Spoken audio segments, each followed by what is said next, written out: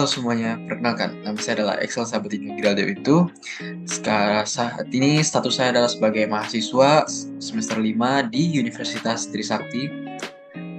Pada saat ini saya sedang menjalani program dari Kampus Merdeka, yaitu studi independen, bersama dengan mitra PT Sitek IRP Indonesia. Pada program ini, saya akan mempresentasikan salah satu materi yang telah saya pelajari di PT Sitek IRP Indonesia, yaitu mengenai materi digital learning. Nah, digital learning khususnya ke arah Google Collaboration. Seperti yang kita tahu bahwa saat ini kita sedang memasuki di mana era serba digital, di mana satu dunia sudah menerapkan sudah memasuki era 4.0 revolusi industri, di mana kita sudah bisa masuk ke era digital yang semuanya serba teknologi. Di mana revolusi industri itu ada beberapa tahap. Pertama sudah pasti ada revolusi industri yang pertama, yaitu dimulai ditemukannya mesin uap. Lalu yang kedua seperti produksi besar-besaran secara industri. Lalu ketiga ada automatisasi, dan juga sudah mulai muncul berbagai macam elektronik atau komputer yang membantu pekerjaan manusia. Dan kita sekarang masuki ke era 4.0 industri, di mana di era ini sudah banyak berbagai macam alat-alat digital seperti cyber physical system, Internet of Things sudah diterapkan, IoT, networks, dan juga AI seperti kecerdasan buatan atau artificial intelligence. Nah, di mana kita sudah masuki di tahap yang semakin besar lagi. Nah, salah satunya juga diterapkan di industri 4.0 ini, yaitu implementasi dari ERP. Nah, seperti yang kita tahu bahwa di dunia ini semuanya serba digital, maka kita pun harus mengetahui apa saja yang bisa kita lakukan di dalam pekerjaan kita yang dapat memudahkan pekerjaan kita untuk tetap terus seimbang seiring berjalannya teknologi ini di era sekarang. Nah, itulah makanya saat ini saya akan membahas salah satu tools atau software yang membantu kita dalam pekerjaan kita yang sering dipakai di perusahaan-perusahaan. Jadi tools ini salah satunya adalah Google Workspace, di mana di era sekarang, terkhususnya di bidang ERP atau Enterprise Resource Planning, banyak orang-orang atau perusahaan-perusahaan yang menggunakan Google Workspace ini atau Google Collaboration. Di mana saya akan contohkan dalam presentasi ini Google Collaboration. Ada 3 yang menjadi utama yang akan saya jelaskan, yaitu Google Sheets, Google Slides, dan Google Docs. Nah, jadi inilah merupakan salah satu fitur dari Google atau software dari Google yang membantu kita untuk menjalankan pekerjaan kita agar lebih mudah dan juga lebih efisien, di mana diterapkan di banyak atau bahkan semua perusahaan-perusahaan juga menggunakan Google Collaboration, Google Sheet, Google Slide, dan Google Docs ini. Dan saya akan mencontohkannya dengan contoh kasus yang telah disediakan oleh mitra saya yang sudah saya kerjakan juga, yaitu Salesforce Performance dari PT Speedforce Indonesia. Di mana di dalam contoh kasus ini saya akan bagi ke dalam 3 tahap. Di mana contoh kasus ini juga merupakan implementasi yang seharusnya yang dimana perusahaan-perusahaan lakukan atau pegawai-pegawainya lakukan di perusahaan-perusahaan besar, di mana kita akan diberikan sebuah data. Contoh kasusnya kita akan diberikan sebuah data, di mana bentuk datanya itu adalah Google Sheet, di mana sebutannya itu adalah raw data. Raw data ini berarti data yang belum kita olah gitu. Jadi ini data yang diberikan masih kurang rapi, masih itu. Jadi kita akan merapikannya. Jadi di dalam perusahaan-perusahaan besar, kita akan diterimakan data mentah dan kita perlu olah dan juga perlu merapikannya. Nah, ini saya contohkan di penerapannya di Google Sheet, di mana di dalam Sheet ini ada beberapa banyak penerapannya, di mana kita akan contoh ya, kita dikasih syarat atau syarat yang harus kita penuhi untuk atau format yang harus kita penuhi untuk merapikan data ini. Contohnya di sini ada soalnya, di mana contohnya seperti type fontnya itu harus Arial, font colornya black, font size-nya 11, diksi kalimatnya itu proper, registration, dan sebagainya macam. Akan saya jelaskan langsung di Google Sheet-nya saja ya. Nah, ini contoh Google Sheet yang dimana di sini ada banyak fitur atau tab yang bisa kita pakai untuk kita merapikan data yang sudah ada ini. Nah, ini datanya, raw datanya. Jadi, ini datanya, dan kita bisa lihat tidak terlalu rapi, di mana ada warna yang merah, ada warna hitam, bold, segala macam. Formatnya juga berantakan. Nah, ini kita rapikan dengan syarat-syarat dan ketentuan yang disuruh. Pertama, kita contohkan untuk mengubah type font-nya menjadi Arial. Caranya gampang, kita tinggal Ctrl A atau Ctrl A untuk, lalu kita tinggal pilih font-nya saja di sini. Font kita klik dan kita pilih Arial. Dan jika sudah, maka akan berubah. Nah, lalu itu yang pertama sudah berhasil. Yang kedua adalah font black-nya itu harus colornya itu harus warna hitam. Jadi fontnya itu warna hitam. Karena di sini warna merah, jadi kita perlu mengubahnya menjadi warna hitam.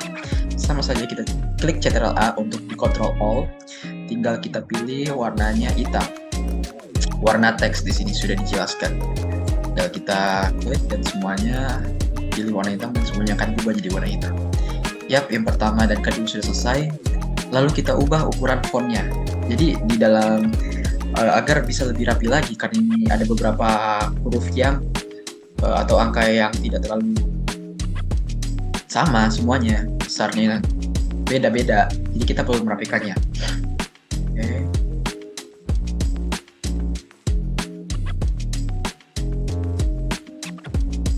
Biar agak lebih rapi sedikit, kita ganti hurufnya semuanya Ctrl A jadi 11 ya, 11. Dan semuanya akan secara otomatis akan berubah. Lalu diksi kalimat, kita pakai fungsi atau function proper. Jadi di Google Sheet ini terdapat beberapa fungsi yang bisa kita pakai, yang dimana secara otomatis itu akan mengubah suatu data tersebut sesuai yang kita inginkan, sesuai dengan fungsinya. Dimana contohnya jika kita ingin menambahkan jumlahkan suatu data, kita bisa menggunakan fungsi atau function sum.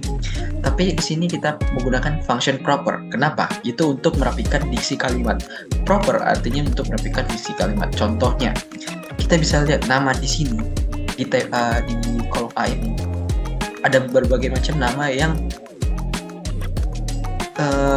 hurufnya ini berantakan, dimana ada yang huruf besar, huruf kecil, huruf besar, huruf kecil, dan tidak terlalu enak untuk dipandang. Jadi kita menggunakan function atau fungsi proper untuk merapikan diksi pada kalimat ini.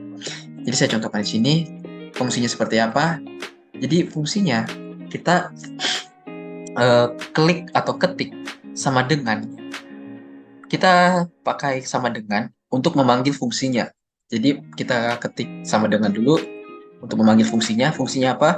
Proper. Kita ketik proper dalam kurung tanda petik. Kita ambil data yang ada di raw data. Judulnya kan raw data. Jadi kita ambil data yang ada di raw data. Gimana? Di kolom mana? Kita pakai tanda seru kolom mana? Yaitu A7. Kita ambil yang ada di A7. Lalu karena ini sudah memakai fungsi proper, maka kita sudah bisa cara bacanya adalah bahwa kita akan merapikan diksi pada kolom A7 ini di data raw data ini. Jika kita klik enter, maka dari awal akan dirapikan sesuai dengan fungsinya. Nah, jika kita sudah dirapikan, ini kan sebelumnya N black-nya huruf besar, wood-nya huruf kecil. Jika kita sudah memakai fungsi itu, maka akan berubah semuanya. Dan ini hasil jadinya jika kita memakai fungsi tadi. Tinggal kita pilih kolomnya. Ini kan A7, ini A8, dan seterusnya. Nah, itu untuk nomor 3-nya sudah selesai. Sekarang registration date-nya kita formatin. Nah, ini registration date-nya. Registration date-nya ini tidak terlalu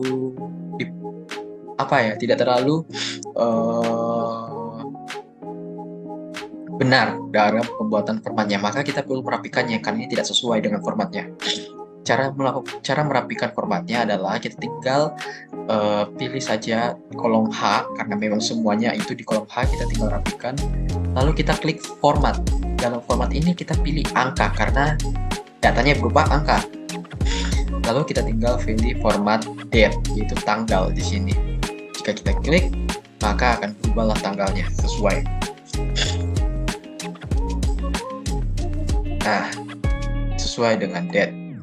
Lalu untuk berikutnya salary, yaitu gaji atau formatnya kita harus pakai dolar US.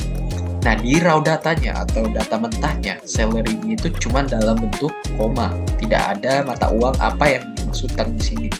Nah, yang diminta adalah US dollar, jadi kita tinggal drag aja dua-dua ini karena hitungannya salary semua kan, dua I dan J. Eps.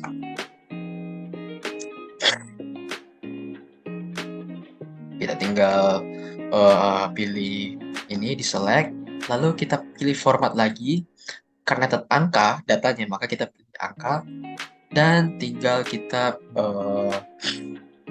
klik dolar AS yang sudah disediakan di sini dalam formatnya. Jika kita klik, maka datanya akan berubah menjadi format dolar US.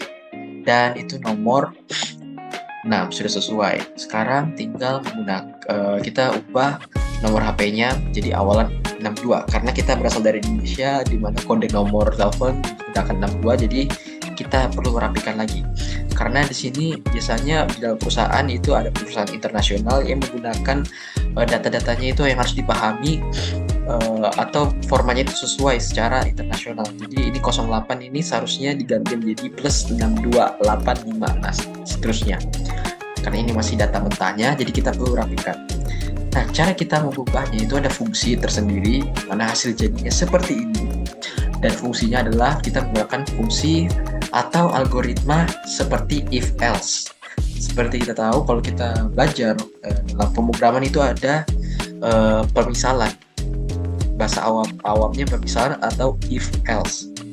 Di mana kita menggunakan fungsi if atau bisa dibilang if else tadi yang saya sebutkan.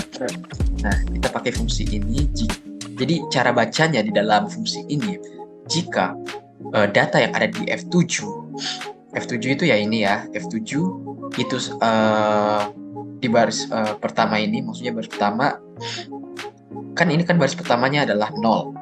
Nah, jadi kita tulis jika itu di huruf pertamanya adalah 0, baris pertamanya adalah 0, maka akan diganti menjadi plus 62. Jika di baris pertamanya adalah 8, maka diganti plus 628. Nah, jika di baris kedua gitu, dan seterusnya, seperti itu di dalam fungsi ini. Jadi begitulah fungsinya pakai pemisalan jika, seperti itu. Nah, misalnya jika 0 di depannya, maka kita, ini kan awalnya 0. Jika 0 di depannya, maka kita dapat menggantinya menjadi plus 62, maka akan diganti. Itu seterusnya. Jika misalnya di awalnya itu adalah 8, maka tinggal diganti menjadi plus 628 dan seterusnya. Nah, jadi jika kita menggunakan fungsi ini, maka akan langsung otomatis berubah menjadi seperti ini. Dan ini sudah terlihat lebih rapi. Lalu soal berikutnya itu terakhir adalah date of join. Nah, date of join-nya kita menggunakan format date, month, and year.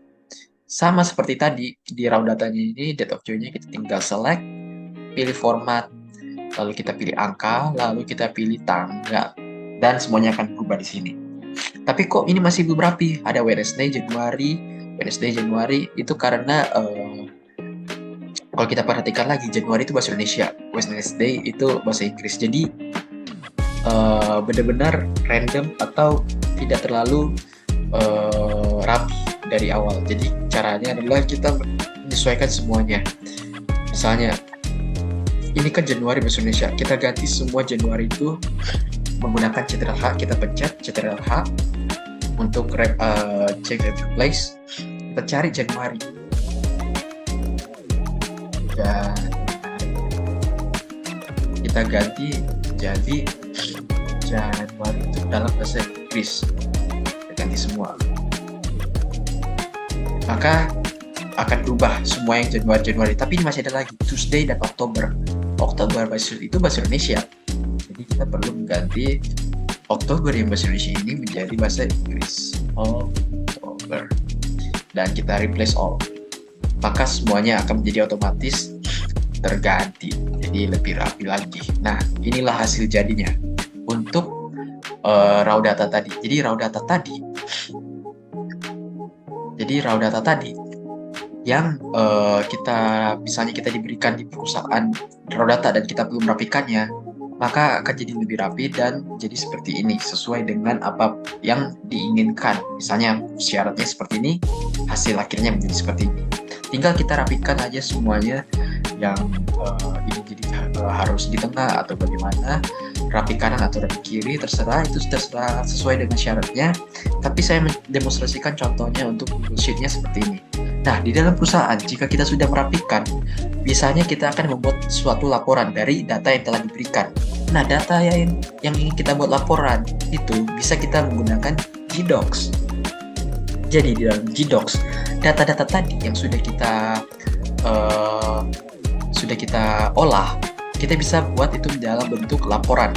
Nah, dalam laporan itu kita menggunakan Google Documents. Jadi perusahaan-perusahaan menggunakan Google Documents untuk merapikan suatu lampiran atau dokumen yang ingin mereka olah. Nah, contohnya seperti tadi, dari data ini saya lampirkan langkah-langkah untuk merapikannya ke dalam Gdocs sebagai bentuk laporan, dan hasilnya seperti ini agar bisa lebih rapi. Jadi soalnya saya jelaskan ini raw datanya dan ini soalnya, dan kita buat laporannya sesuai dengan yang diinginkan menjadi dalam bentuk laporan. Nah, jadi di perusahaan juga pasti sudah jelas akan membuat suatu laporan dari bisnisnya mereka masing-masing. Jadi mereka akan membuat laporannya biasanya di Gdocs. Setelah kita membuat laporan di dalam Gdocs, biasanya kita perlu membuat kesimpulan dari data yang mereka kelola atau yang mereka tangani ke karyawan ataupun ke perusahaan. Nah, bagaimana caranya mereka membuat suatu kesimpulan tersebut? Cara mereka menjelaskan, mereka menggunakan G-Slide. Nah, seperti yang saya lakukan sekarang, saya mempresentasikan hasil dari tugas atau laporan yang telah saya buat menggunakan G-Slide.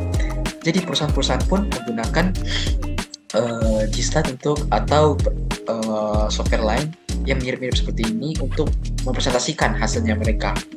Nah, dari laporan Gdocs kita presentasikan menggunakan G-Slide. Jadi seperti itulah kira-kira contoh kasus yang biasanya kita temui di perusahaan-perusahaan di era digital sekarang. Jadi semuanya serba digital, dan enaknya itu di dalam satu aplikasi, yaitu Google Collaboration, di mana di digital learning ini kita belajar mengenai Google Collaboration, termasuk Gdocs, G-Slide, dan G-Sheet. Itu dapat mempermudah kita untuk mengolah suatu data, membuat laporan datanya, dan juga mempresentasikan hasil datanya. Dan itulah yang saya pelajari di mitra saya PT Sitek IAP Indonesia dengan materi pertama digital learning. Untuk selebihnya, jika ada kekurangan dalam penyampaian materi saya, mohon maaf. Terima kasih dan sampai jumpa di next materi lagi. Bye-bye.